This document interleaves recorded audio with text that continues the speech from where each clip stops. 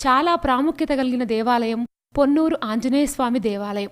ఈ ఆలయంలో 24 అడుగుల ఎత్తులో 12 అడుగుల వెడల్పుతో ఏకశిలా విగ్రహంపై కొలువైన అంజనీపుత్రుని దర్శించుకునేందుకు భారీ సంఖ్యలో భక్తులొస్తూ ఉంటారు.